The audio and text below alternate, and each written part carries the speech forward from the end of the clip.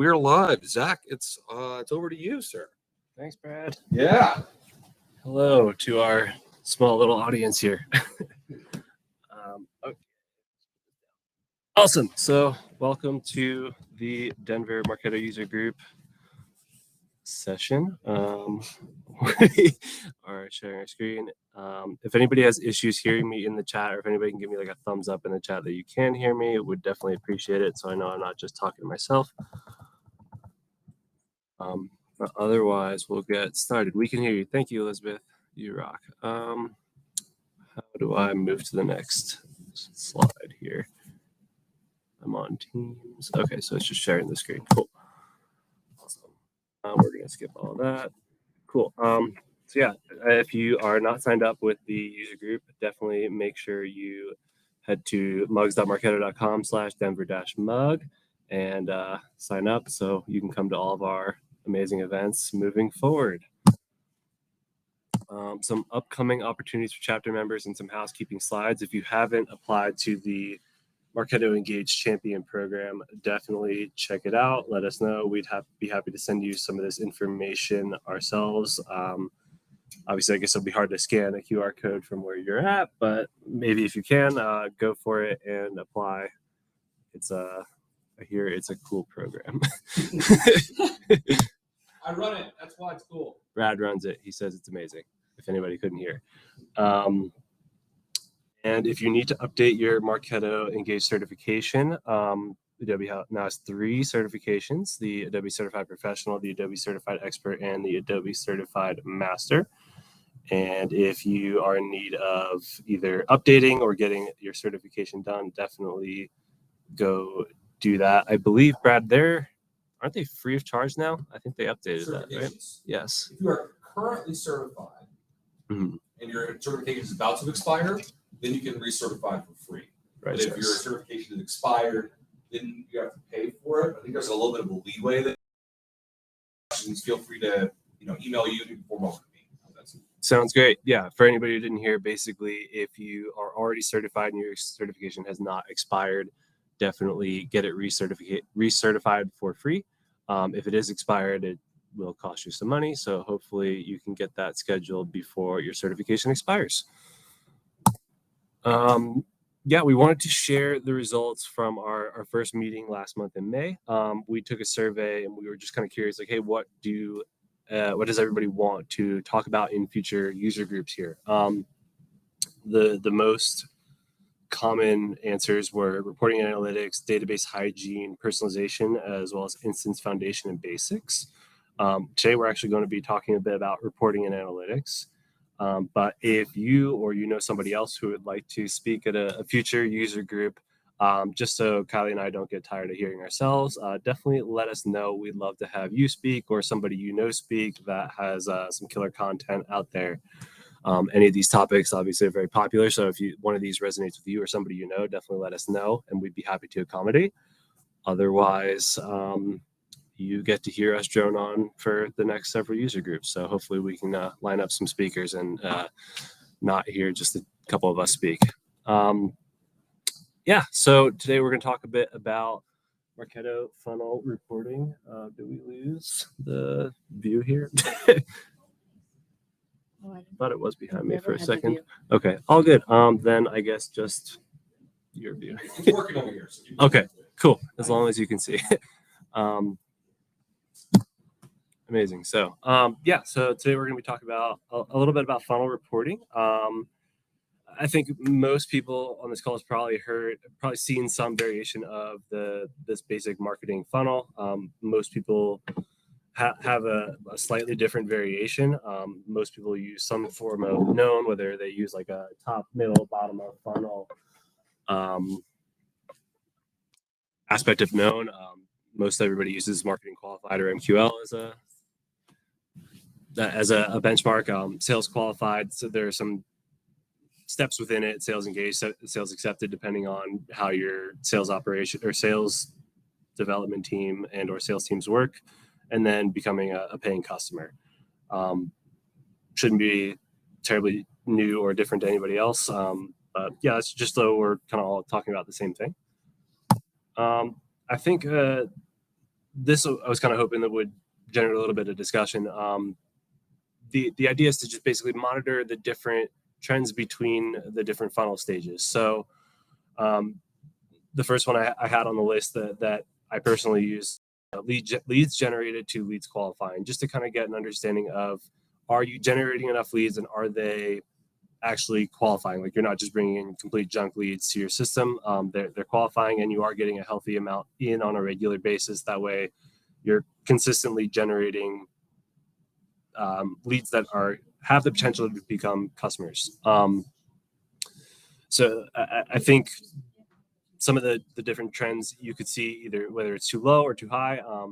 In terms of being too low, if your leads generated to leads qualifying is definitely trending down over time, either you're getting too few leads or you're getting too few that are qualifying. Typically, this should be easier to tell if you look at just like leads qualifying and leads entering your database, which of the two is the problem, or both. But if you are generating a healthy amount of leads and they are not qualifying and become marketing qualified, then perhaps you have a scoring issue where they're not qualifying because your scoring is too high, or they're not engaging with your content. So perhaps you need to feed them different pieces of content. It's worth figuring out which pieces of content or which events or webinars or whatever the case may be, which campaigns are engaging for your audience. So it's worth digging deeper to figure out kind of the root cause of that problem. That way you can go and solve it. And conversely, if you're just not generating enough leads, there's definitely ways to shore that up. If you generate a lot of your leads through website, SEO is obviously a easy way to help fix that up, as well as, I mean, as much as I hate to say it, you can purchase leads. they typically don't work well. Most people would disagree with me, and I actually disagree with myself. So I don't recommend it. They typically aren't the best, but hey, sometimes it works. But yeah, I think driving people to your website through different methods and then converting them through forms on your pages is typically the most tried and true method to get leads that are actually interested in what you're selling. And then on the upswing, if you are actually qualifying more leads than you're generating, worth just thinking more about the amount of leads that you're generating, and maybe even potentially lowering raising your scoring thresholds. That way you can kind of control the velocity of leads going through your funnel. You're not qualifying too many, and you're not going to just dry up the amount of leads in your database and have no people to potentially qualify. I think these are the things that are really crucial. I think we all know, like, when setting up an instance, there are certain components that shouldn't be set it and forget it, right? And your scoring qualification is part of that. So it's these types of reports, especially broken out by, and making sure that you have the right channel configuration to where these can be meaningful, and making sure, I think to your point previously, that you have a cadence to review this with your stakeholders. So it's great to have your operations team be the front line and be keeping keeping tabs on all of these things, but making sure that you have set that regular cadence with your marketing, BDR, and sales stakeholders to be making decisions collectively, right, on where do we invest marketing dollars across channels. If we need to increase lead generation, how do we adjust our scoring thresholds and qualification criteria? Do we need to layer in maybe some additional firmographic or persona details into our qualification if scoring is meaningful for different audiences, and kind of keeping all of those things top of mind across all groups and coming to collective decisions. Totally. Love the point about talking to different stakeholders and making sure, especially like there's so many intricacies in every team's scoring models, whether it's, maybe you need to lower or raise your behavioral thresholds, but also just adding certain demographic thresholds. I've even found, I think in our model, our demographic thresholds are actually more important than our behavioral thresholds. Mm-hmm. Like the target personas are more important than what they're actually interacting with. So, and that may be businesses, but worth doing that kind of data investigation to figure out what your business needs to kind of maintain that consistent generation to qualification acceleration. Nice alliteration. Cool. Yeah. So next, a really important trend I think is worth talking about is the MQLs generated to hitting your MQL targets.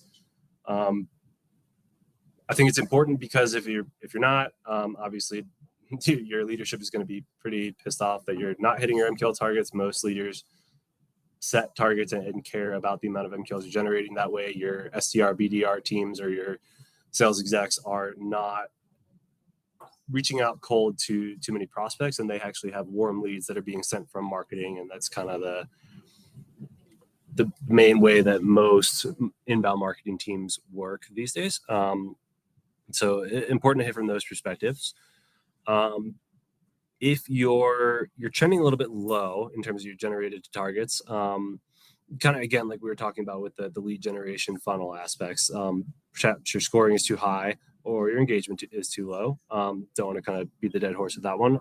If you're trending up, it's worth having conversations with your SDR, BDR, sales leadership that they can handle the volume of MQLs, and if it's a good thing, like if you're actually getting good conversions from the MQLs that you're sending more, perhaps it's worth a conversation. Like, hey, maybe hire an extra couple salespeople, or let's make the sales process more efficient. Like it's not necessarily, it's a good problem to have if you have too many good MQLs that you're sending, but you also need to be realistic with your sales leaders to be able to have those types of conversations with them. Otherwise, you may need to at least temporarily throttle those back by potentially increasing your scoring thresholds. That way, you're only really sending the best of the best that you know are going to convert at the highest rates. That way, you can at least be efficient with your higher volume. If you want to add on that one. Nope. Okay, cool. We can move on to sales qualification. SQL is generated to SQL targets, the kind of third block here. Important because your sales qualified leads are your leads that are somebody on your sales team, usually your SDR, BDR team, has identified and said they are likely to purchase or have a reasonably likelihood to purchase. So you need to keep these high, otherwise your business is going to die. So I know for us, like typically the definition of that is like we have a standard set of criteria. A lot of people use BANT, Yes. but a lot of people have custom criteria as well. So that's really where you get to measure, hey, from what we have determined to be a qualified individual, do we believe there's actually an opportunity? So we can say, hey, this person's showing interest or intent, but does that actually mean that there is a sales qualified? Do we believe there's a valid opportunity there beyond this one person being engaged? So measuring that criteria and those conversions from MQL, SQL against all of those targets. I think to your point, it helps you plan for your headcount for the year. It helps you allocate your resources appropriately. Yeah. And it helps you, again, I think all of this is stuff that you want to track back up funnel to say, where is this coming from? Totally. I don't mean to go on a tangent, but Please worth, do. I We think, have the time. yeah. Why don't you kind of elaborate on BANT? Because I think that's something that maybe not all marketers know about, but I think most sales and SDR teams use these days. So Do you want to watch me struggle with it? So it's budget. Mm-hmm. Can't remember what the A is. It's budget. I know the T is time, right? So it's a time-bound opportunity. The other ones are authority. It's budget, authority, like purchasing authority, Yep. need, and time. And time. So it's basically, typically, I think to get to a sales qualified position, you need to have at least one conversation to say, is there budget allocated for this? Or do we have access to authority or to a decision maker on this? Is there a genuine need, or is it just an idea or a nice to have? And is it time bound? Are they looking to make a decision or make a purchase within a certain time frame? And we've actually built, this lives outside of Marketo, but in conjunction with feedback from our BDR and sales stakeholders and our data analytics team, we've built a scorecard to identify or layer on additional criteria there, where we know certain personas, certain industries, or people who have certain competing technologies or partner technologies are more likely to be an effective opportunity for us. So we have scoring models laid in on top of that as well. Awesome.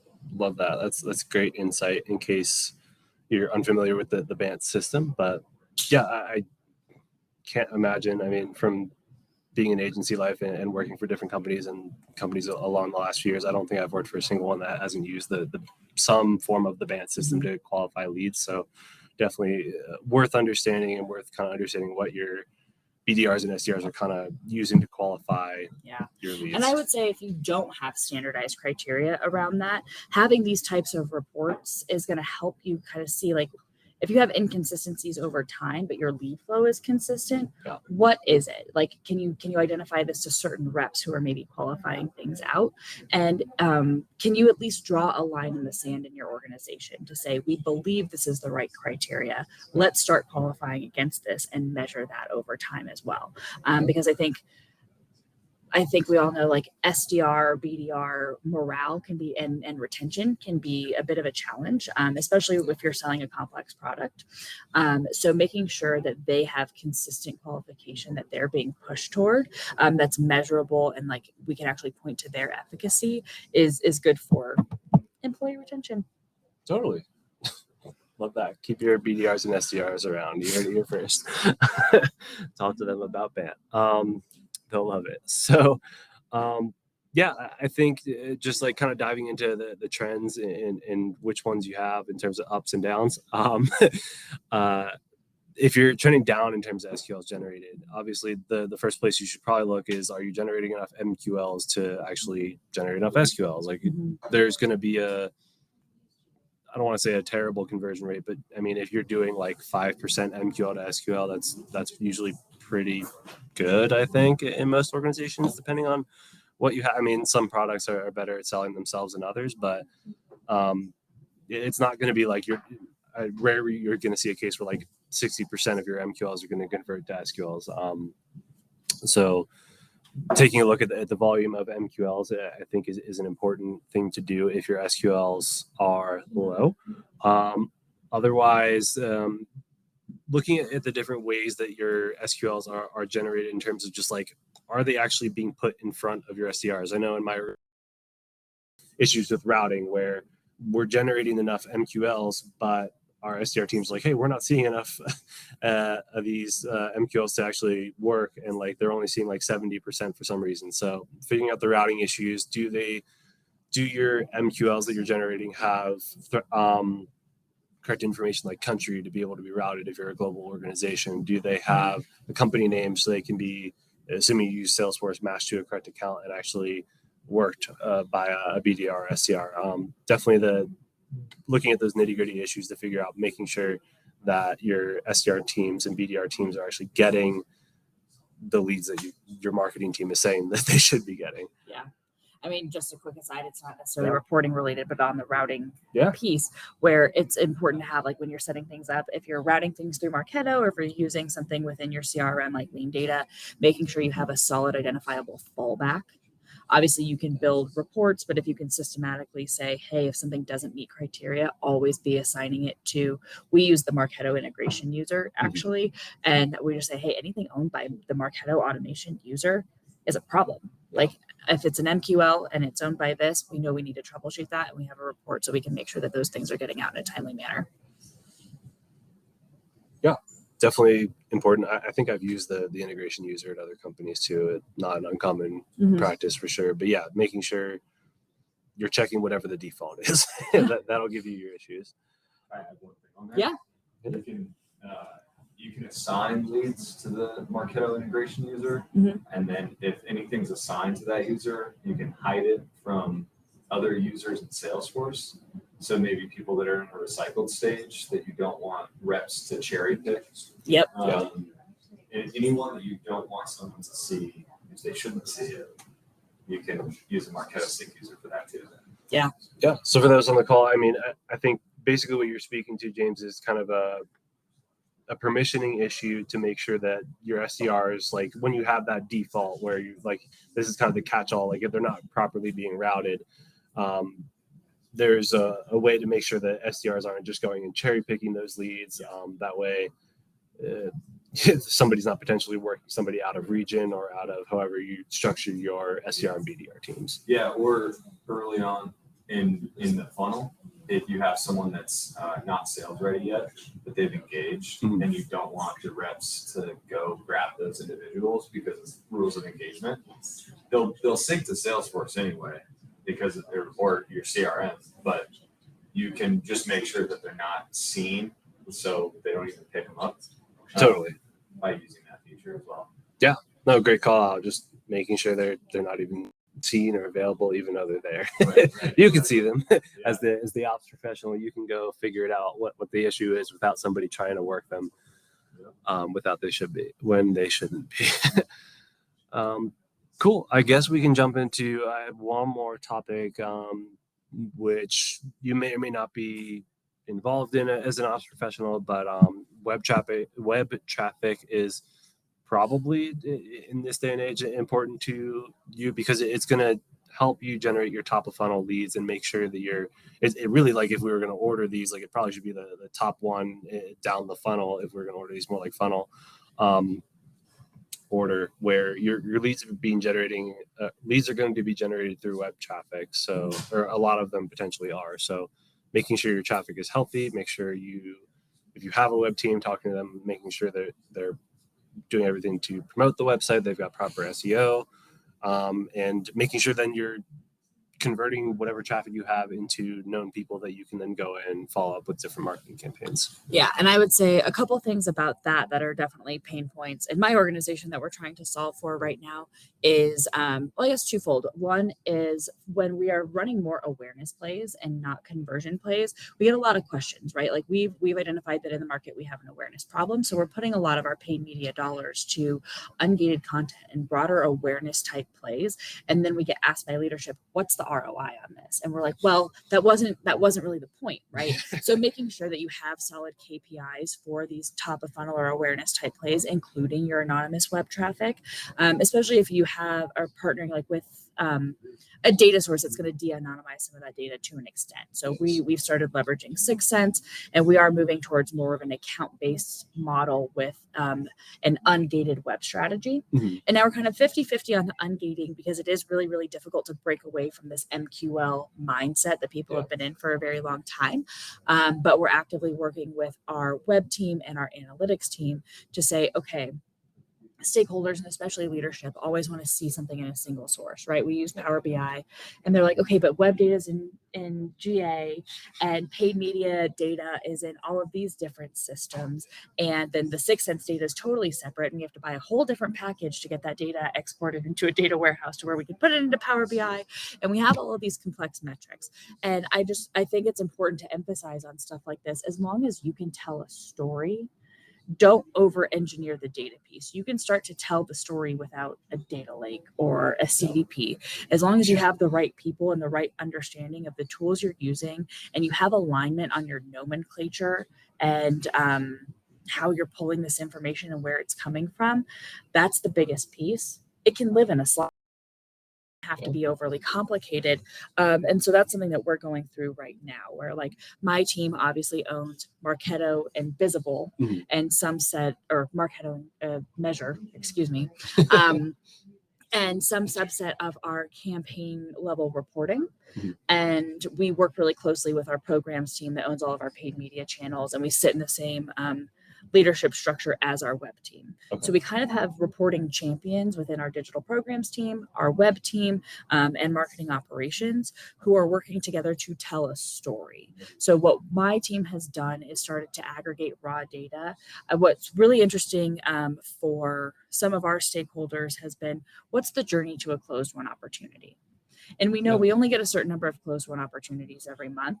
It's not difficult to dig into using all of the data sources available to map out a journey until we can identify some trends in terms of keyword searches, web activity, the level of sales engagement, all of these things. And so we're going quarter by quarter, mapping these things out in a relatively manual process so that we can actually go back to our analytics team with priorities. And this is the data that we need. This is what seems to be relevant. Mm-hmm. This is the data we need to get brought into Power BI so we can actually analyze trends and build a model around it.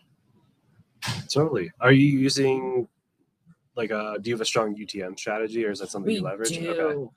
Okay. I feel really strongly about our UTM strategy. This was some It's knowledge on also UTM. top of mind because somebody somebody in a Slack channel was like, have you guys thought about UTMs? And then we're like, oh, sir, you haven't been listening. We have very strong UTMs. So that our UTMs tie into our campaign naming convention as well. So we're able to kind of tie all of these things back together, and we're able to tie things. That is kind of the crux of how we're able to bring things together through our paid media programs, our web engagement, and then down through 6 Sense as well. And also into our known user, like anything that is a campaign with known user engagement, we're able to tie that back to our UTMs as well. Perfect. Yeah, I think UTMs are such an underrated but yet crucial aspect to tracking everything. Because if you're not tracking it all the way back to where they entered your website from and what source they came from, it's difficult to really get a full grasp of that user journey. And you can't really underestimate the different sources that people are going to your website from.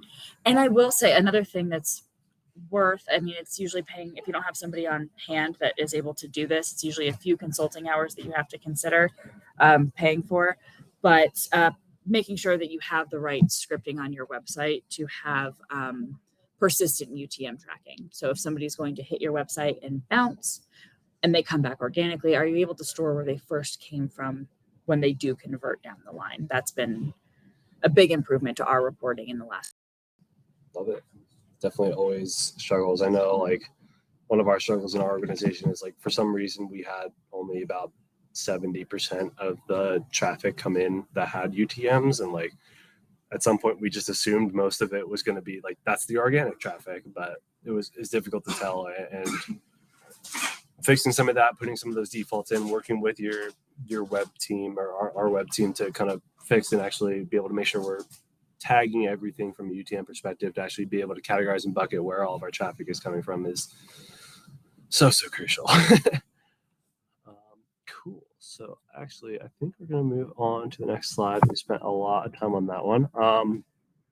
This slide is essentially it's actually an example of a report that I use personally a lot in my organization. It basically just buckets different campaigns by the campaign type and helps visualize like the actual efficiency of each campaign by the type. So the three I've listed are our website, webinars, asset downloads, and trade shows. I'd imagine a lot of different companies out there use some version of these or tag them similarly. What this allows us to do is see the conversion rates in terms of the amount that we're sending to the SDR teams at our organization by designating them as MQLs and seeing how many of those are converting to SQLs. There's obviously a lot that goes into it. Like these come from all different personas, all different regions, and we have the ability to split it out by all of those different subcategories. But overall, it kind of helps us judge the effectiveness. And this is example dummy data, but like in this particular example, you could say, wow, like trade shows convert really well. We should maybe go to a couple extra trade shows a year instead of spending money to promote the assets on our website to try and get form fills. And then also looking at it from an ROI perspective, like how much does this cost in terms of marketing dollars spent to the amount of revenue we're generating, or at least the pipeline that you're generating in opportunities to be able to close these deals. Are these effective campaigns? And this is just like high level, but we break it down to like the individual campaign level to see the ROI on it. That way we can figure out if it has really bad or negative ROI, what went wrong, and do kind of postmortems, especially if we spent a lot of money on them. But if it's going really well, figuring out if we can replicate it and do more of that, and having the conversations with the stakeholders who are actually running these campaigns, I think is vital to make sure that you're enabling them as a marketing operations or revenue operations person to be able to do their job better and be able to allocate their money and their dollars that they're spending. For sure. And I would say one of the things I'm going to continue to harp on documentation is just making sure that you have documentation on what KPIs are relevant per channel. I think these are good examples. I think it is usually pretty relevant to try to tie revenue back to events or lower in the funnel channels that you're running things against that may be more relevant to progression or both opportunity generation and also progression, as opposed to your lead generation channels. We occasionally get asks can I get a report on pipeline for this email that I sent? And it's like, let's talk about how we're never going to do that. And so I think having number one, alignment with both your analytics team, if you have one, and also your stakeholders on what KPIs are appropriate per channel, and a document that you can repeatedly point people back to, and also just documented nomenclature. What do these things mean? How are they calculated? It'll definitely help you avoid confusion down the road of people pulling their own reports and using terminology that maybe you don't agree upon. So yeah, I think out the gate, just understanding that a lot of times, like paid media, you're not trying to drive closed won opportunities, right? Like where do these things, what are the right measurements for each of these channels? Absolutely. It's actually something I'm having a lot of different conversations with the different teams at my organization with, because we have, for perfect example, we have our demand gen team basically trying to figure out why they can't use certain pipeline numbers that we've generated. We have, just for context, like a last touch and a multi-touch attribution model. And they're like, well, why can't we use a multi-touch attribution model to understand the things that are driving MQLs, and the other way around? Like, why can't we use, like, for paid media, why can't we use like a last touch model? Because like maybe the numbers look better or worse depending on how campaigns are attributed. And having those conversations to kind of understand like, hey, like, it's not like that we're trying to make your campaigns look bad. It's just that these are the campaigns that are driving X measures or Y measures, and it's not really indicative necessarily of what your goals are. If your goals are to drive MQLs, cool. If your goals is to drive pipeline, cool. If your goals are just to generate leads, cool. But like, you need to be measuring towards those particular KPIs. 100%. And I think the more you can align up on that up front at the start of a campaign, especially if your team is both responsible for building the campaign in conjunction with your stakeholders and then reporting on it afterwards, I always recommend like having your measurements or goals as part of your intake process, so that you can kind of, I don't know about you, but we get a lot of asks. They're like, hey, build out this whole thing. It's going to be this, it's going to be that. And then afterwards they're like, hey, can we get a report? And we're like, and they're like, well, just like the performance of the event. And we're like, but what was the goal? Like, we can't measure your performance if we didn't have goals up front. So making sure that you have alignment on those things at the outset of a campaign is definitely crucial. Totally. I love that. I think even a further point on it is, one thing we've done in our organization that I actually really like is we have like a massive Tableau dashboard that shows basically everything here, but like at a drill down level where you can see individual campaigns. And if you have the particular measurements that you're looking for, like if you're trying to generate MQLs or SQLs or ROI or whatever your measure is, you can see what those are. I think it's definitely important, again, like extra important when you have some of this information that's so self-serve and you don't have to pull reports on it, is having the conversation with those stakeholders to make sure that they know what are the targets they're looking for, because you're not being measured necessarily on the same thing as a different team. But I like having it self-serve, just because my team does a lot of the analytics too, is just so that way we're not in this lane where we're sending out reports on every single campaign all the time, just to make sure that everybody has an idea of whether their campaign succeeded or not. For sure. I would say one other thing, I think when you bring up that drill down perspective, is thinking about what's relevant for which audience, right? There's a certain level of metrics that are going to leadership to look at higher level decisions around budget. And then there are certain things that are like, how do I help individual marketers make tactical decisions, right? How do we actually improve our email performance? How do we increase our webinar registration, or even our conversion from attendance to from registration to attendance? Those are things that your CMO doesn't necessarily need to know about. If we find success in an area, maybe something that your marketers want to highlight as something that they've improved. But these are the kind of things, if we're looking at ROI and conversion metrics, leadership's going to care about that. But that doesn't mean you don't need to be tracking individual campaign performance and helping marketers make smart decisions as well. Totally. Yeah. Anything you can self-serve from a low beans thing, go for it. Anything from like a higher level leadership, I think it's worth spending the time, regardless, just to make sure that whoever the audience is going to get the information they need and present it in a way that's easy to understand from what they're trying to get out of your presentation or report. which I think actually leads us to the next slide I had, which is kind of just like, and I know we've talked about it a lot throughout this presentation, but just kind of harping on the importance of regular either report or dashboard reviews, and why that's important. I think obviously developing relationships with the particular stakeholders, so whether it's your SDR leaders, your sales leaders, your demand gen leaders, your web leaders, all the teams that you that look to the marketing operations team to help report and understand the effectiveness of what they're doing. Developing the relationships with them is important, because if you need to make changes, that's going to be a lot easier if you aren't speaking to them for the first time when they're coming and knocking down your door about a particular change they need to make. So having this on a regular basis, but it eliminates the surprises. I think a lot of things can happen over a year or two, but it's a lot harder for massive changes to affect your business if you're reporting on a monthly, quarterly basis and having these regular conversations to make sure that you're monitoring those trends. If you're generating too many or too few MQLs or SQLs, whatever the issue is, everybody is kind of aware of what's going on and why, and you can get on top of it rather than it becoming a massive issue that all of a sudden smacks you in the face after ignoring it for a year. Yep. So relationships are important. I think also identifying and discussing changes to your strategy is also important. And being able to do it at I think micro level is important. And that's why it's important to have these on a more regular basis, because you can make small changes to achieve a goal over time if you're regularly reporting and having these QBRs, monthly reportings, even informal just meetings with particular stakeholders who want to understand the effectiveness of what they're doing.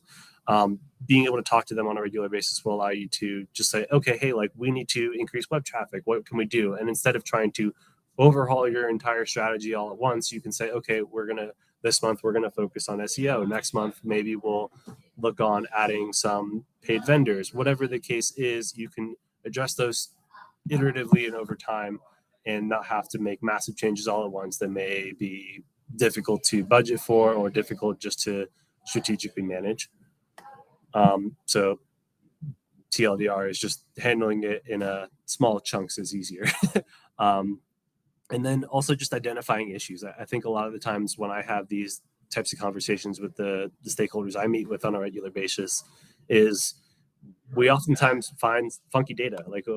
Hey, we're seeing not enough MQL generated, but we thought there were. Why? And then we go in and we figure out there's a Marketo and Salesforce sync issue, or we had not enough data to convert leads into contacts, and they're not actually ever getting to Salesforce for whatever reason. It's not a sync issue; it's a data quality issue.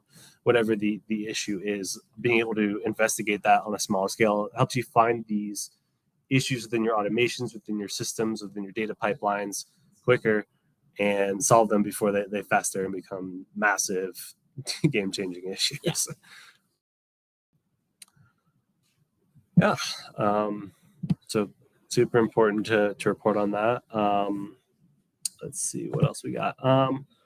Yeah, I think this is a conversation I know you and I had before this conversation, but Marketo obviously allows you to have reporting subscriptions, whether it's on a smart list or a Marketo report, and send them to whether it's yourself or stakeholders on a regular basis. But I think understanding when this is a good use of this feature versus when it's better to use a dashboard or a slide deck to review is really important. I think you said you had some particular use cases that you thought were worth discussing on when to and when not to use reporting subscriptions. Yeah, I think a lot of it goes back to who's your audience and what are the appropriate KPIs, right? We have a lot of asks for email performance reports. Those are great things to just automatically send out to your stakeholders who may have specific needs. Obviously we run the campaign, we build the reports, they're there. So it's we can just set that to automatically be delivered to them. We don't have to go back and manually share the data. Also, I think some week over week changes might be appropriate for certain channels. But But these are things like you're not going to send these to your CMO, right? These are going to be going to No. your individual marketers who have specific use cases. Actually, I take that back. There have been times where we have had leadership say, I want to know on a weekly basis who has registered for this event or who, and they're like, I don't want to go into this campaign. I just want to see the net new people who registered between this time and this time. And we're like, cool, we can get that into your inbox every Monday and it'll be everybody who registered since last Monday. Not a problem. Yeah. No, great use cases. I agree. I think we use it and always have, no matter what company I'm at a pretty similar use case level. Like email performance is usually the typical use case, but also there's like special one-off use cases when you need to generate a smart list for very time-specific things to a particular stakeholder. Also a good use case as well. Yeah, these are also things, of course, that you want to keep an eye on over time. I don't know how many times I've either joined a company or like somebody leaves the business and their boss starts getting their emails and they're like, what is this? Yeah. Why do I get this? And I'm like, that's a very good question. That's been running for 2 years. Somebody should have turned that off a long time ago. Yeah, totally. Take a look at your subscriptions. I know some companies do like not like a free Friday. What's the word? Like a do your own project Friday or whatever. It's a random like rainy day project or whatever where you've got some extra time. Go figure out how many report subscriptions you have and deactivate some of the ones you don't need. That way people aren't getting bombarded in their inbox. Yeah. I think we have about 5 minutes left. We can torch through the last couple of slides. So I added a couple additional ones because I think it's important. I know, especially if you're newer to marketing ops or newer to just working with data, the data can be a little bit intimidating to work with. I think my advice in that particular case is just to take it one step at a time and really try and understand your data. I think even without like if you're a small shop where you don't have like a Tableau or a Power BI or a high power analytics tool to be able to better understand your data, most people have access to even Google Sheets or Excel are perfectly acceptable. Like I think people underestimate the power of Google Sheets and Excel. They're extremely powerful analytical tools if used properly. They just need to take the time to organize your data, and that's kind of the slide here where a lot of times you'll get smart list exports and you're just like, I just want to understand what's going on with this particular list, and you need to organize it in a way that makes sense and categorize it and then be able to present it visually. So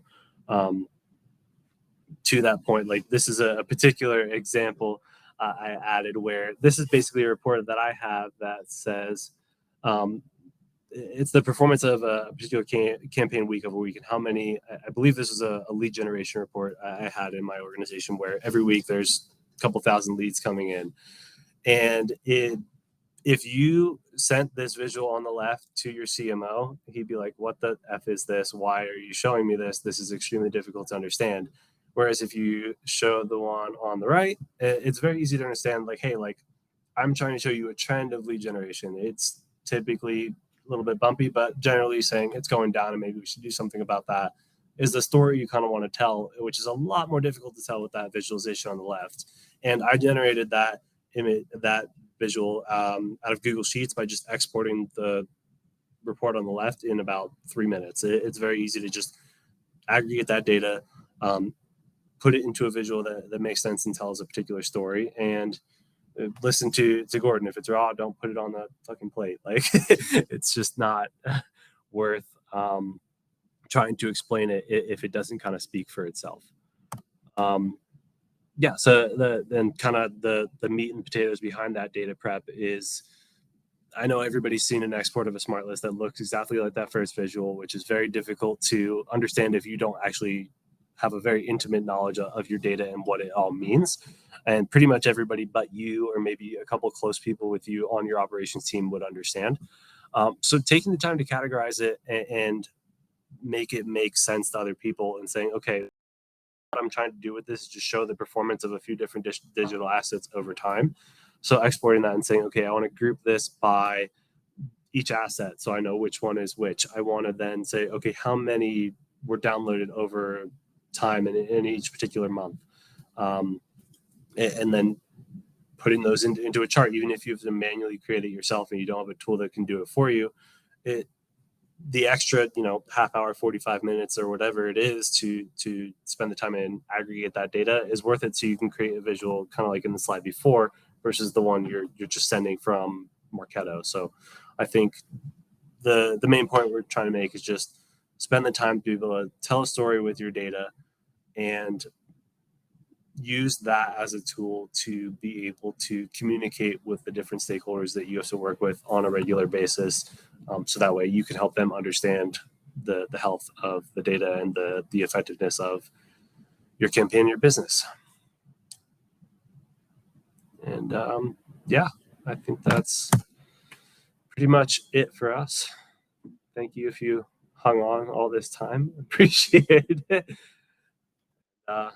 Sign up for the next user group. We'll send an email out. Hopefully the weather will be better next month. Sooner, and hopefully be better. Hopefully you didn't attempt to come out and get pelted by hail. You too. Thank you all.